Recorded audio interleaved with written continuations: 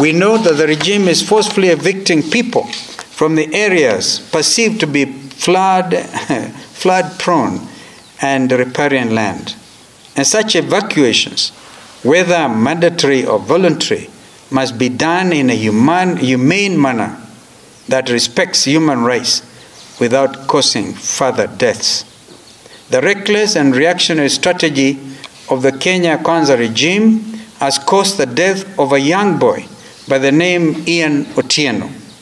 Ian was killed yesterday when the government bulldozers forcefully evicted those living in Mathare. Almost a day or so after President Ruto had been there and telling everybody that you will not be moved until at least some adequate alternative shelter has been found. On Saturday, 2 Kenyans also lost their lives in similar circumstances in Mukuru slums. These actions of a disastrous regime must stop. In light of the current tragedy, we demand that this regime adopt protective measures of early warnings and facilitation relocation of communities in imminent risk of being affected by the floods and adhere to effective disaster management strategies. Azimio also insists that the Kenya Kwanza regime, provides emergency relief services, including food, shelter, and medical care to meet the basic needs of all the displaced, evicted, and affected populations.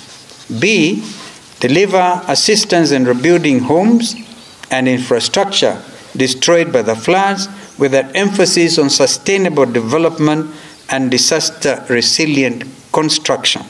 C, develop and strengthen infrastructure and systems that enhance the country's resilience to natural disasters and facilitate effective response mechanisms. And D, fast-track policies and legislative frameworks that focus on comprehensive disaster risk reduction and climate adaptation measures and ensure active community involvement in these processes. Number 2, the doctor strike is another disaster. Azimio expresses concerns over the 2 months of doctor strike that has disrupted healthcare services in the country. This is another disaster that has been occasioned by disastrous Kenya Kwanza regime in its failure to fully promptly address the doctors' concerns. The doctor strike continues to highlight the incompetence of the Kenya Kwanza regime in dealing with the healthcare system in our country.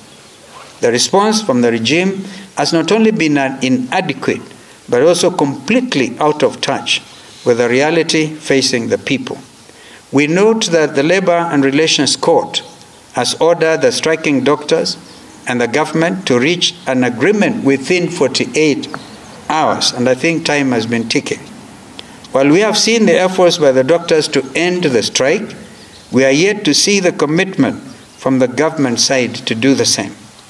We ask the Kenya Kwanza regime to take advantage of the 48-hour window given by the courts and immediately reach an agreement with doctors that will see a resumption of normalcy in public hospitals, failure to which we shall mobilize the public and other unions to join in a national strike. We have said this before, and there are various ways of actually joining in this endeavor. What we're basically saying is, can this matter come to an end?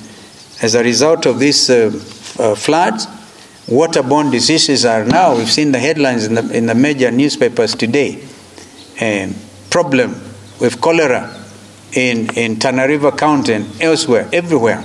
Now, with the doctors on strike, what else can this be other than disastrous? On the critical matter of General Ogola's death, we demand for a parliamentary select committee immediately. On April the 18th, 2024, the Chief of Defense Forces, General Francis Omondi Ogola, lost his life in the course of duty.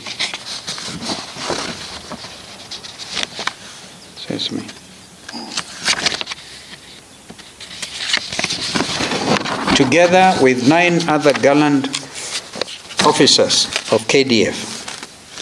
We note with concern that the Kenya Kwanza regime has moved on swiftly, leaving the families of the departed soldiers with no help. They also are yet to establish a time-bound public inquiry into the cause of the chopper crash. We reiterate our earlier demands of securing the services of independent and international experts or investigators who will get to the bottom of this matter. The ongoing investigations by the Kenya Air Force is a limited internal affair that does not satisfy the requirement of an open, transparent, independent, and credible investigation. We too demand that a parliamentary select committee inquiring into the tragedy be set up immediately. Kenyans are concerned and suspicious that the tragic death of the four-star general and his colleagues may be connected to sinister political machinations. This is particularly so given the unsubstantiated allegations against his person relating to the 2022 presidential elections. And fourthly, we want to deal with the fake fertilizer disaster.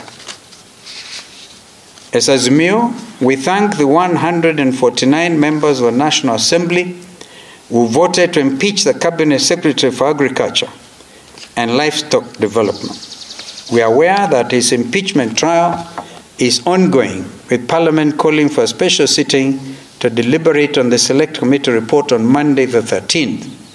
We expect that 11 members of the Select Committee will honor the vote of the 149 members and confirm Linturi's impeachment from office. Linturi's reign as the Minister of Agriculture and Livestock Development has been nothing short of a disaster. Kenyan farmers were supplied with fake fertilizer that not only destroyed the entire planting and harvest season, but also degraded their land. The entire land has now become economical and viable for many seasons to come. This can only be described as economic sabotage. Apart from the impeding impeachment, Linturi must also be tried in the anti-corruption courts for the crimes of economic sabotage. Finally, we urge all the parliamentarians to critically scrutinize the budget policy statement and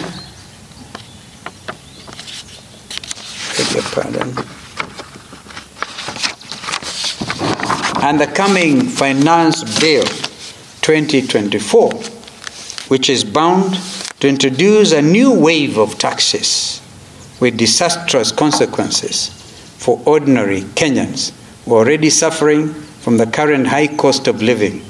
Indeed, we conclude that Kenya Kwanza is so far a disastrous regime that should be impeached in its entirety. But we are not into that yet. We're just sounding a warning shot. And this is the democratic country we have all fought to establish.